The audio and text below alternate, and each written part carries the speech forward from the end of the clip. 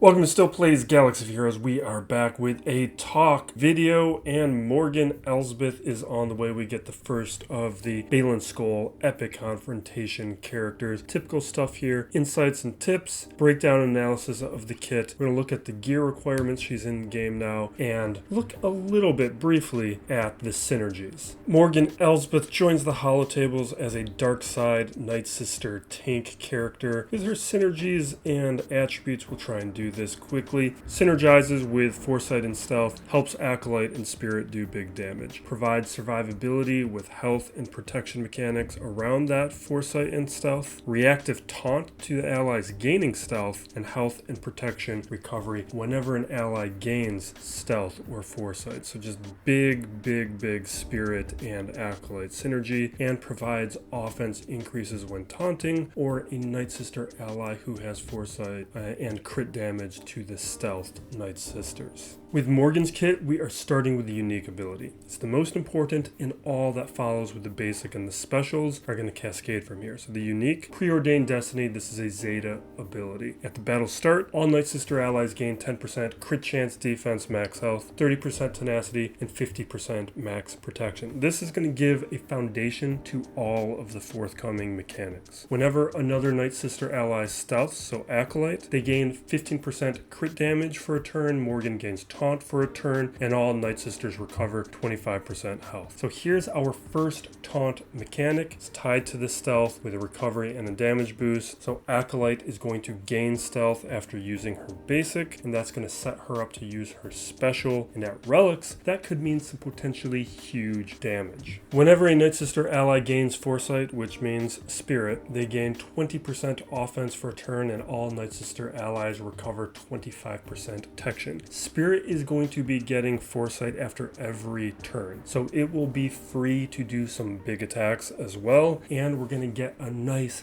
healthy protection recovery mechanic to tie with the health recovery mechanic that we are getting from Acolyte. So there's going to be a lot of recovery going on. It's not all going to be coming from Morgan's ability, but from this unique ability. Now we're going to skip down a little bit to the bottom of this ability, because this portion of the unique is directly tied into what we just covered, so I don't really know why CG is keeping it separate. It makes it harder to understand what's going on. Whenever Morgan taunts, all Nightsister allies recover 20% health and protection and gain 15% offense until she loses taunt. Whenever she loses taunt, she's going to recover 5% health and protection and gain 10% turn meter. So with the stealth mechanic and the recovery mechanics from the stealth and foresight, we get more recovery from the act of Morgan gaining and losing taunts. And when she loses that taunt, she's going to get a small boost in turn meter, but that's going to add up because she's taunting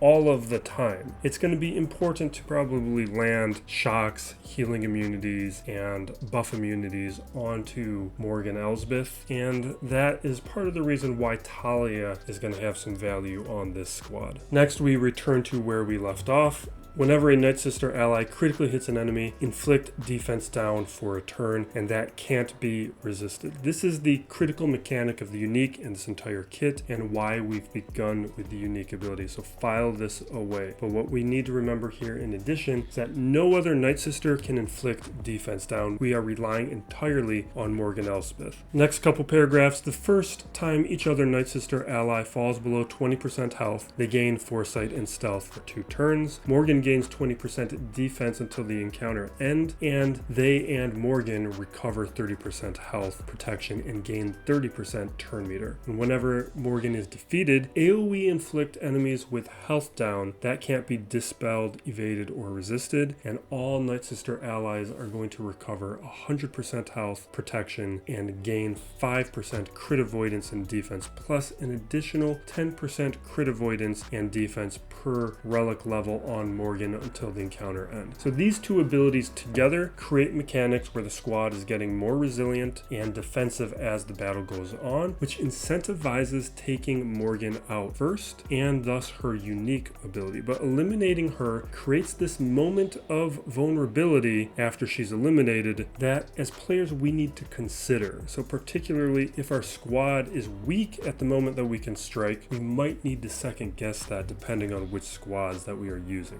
And this last condition on the unique, defeated allies can't be revived. This is just a condition that guarantees that she can't be paired with Daka, Telzine, and Marin. And with that basis, we can tackle these attack abilities with the basic Blade of Telzine. Deal physical damage to the target, and Morgan gains defense up and protection up. So every time she uses her basic, she's making herself a little bit more resilient. If the target enemy has defense down, the weakest other non-tank Nightsister ally stealths. And here's the reason we started with the unique. Here we have one of those passive stealth triggers tied to that defense down, which we only get from her unique ability, which in turn triggers a taunt from Morgan. And since these triggers are only a turn, we want them going all the time. And then next portion, if Morgan is taunting, inflict the target enemy with vulnerable. And this condition reinforces the other. Vulnerable guarantees a critical hit, so while Morgan taunts, she will inflict vulnerable, which will guarantee more critical hits, which will inflict defense down, which will trigger stealth, and which will keep Morgan taunting and inflicting more vulnerable, which creates a nice circular mechanic between the unique and this basic ability. The first special ability, My Loyalty, My Life, this is cooldown of 4. AoE buff dispel the enemies, and all Nightsister allies recover 50% health and protection and gain defense penetration up. So a nice little recovery portion there. If Morgan is taunting though, all Nightsister allies gain 20% turn meter and tenacity up. The tenacity up is going to help Morgan Elsbeth not be negated because she's going to be taunting all the time. You're going to want to control for that. But that turn meter gain is just going to make sure everybody's attacking, which is going to be making all those mechanics from the foresight and the stealth keep going on. And we can see how the basic is going to help this, because with the basic making that taunt even more persistent, this ability we probably will have the preconditions for it going on it at all times. And without a character like Asajj providing that buff dispel, this buff dispel will guarantee that this Nightsister squad still has an option for it. The second special, Let None Pass, a cooldown of 4. Deal physical damage to the target, inflict blind, and armor shred. Nightsister allies mass assist. So this could potentially be pretty big attack. And if this attack defeats an enemy, AoE inflict blind. The Omicron portion, this is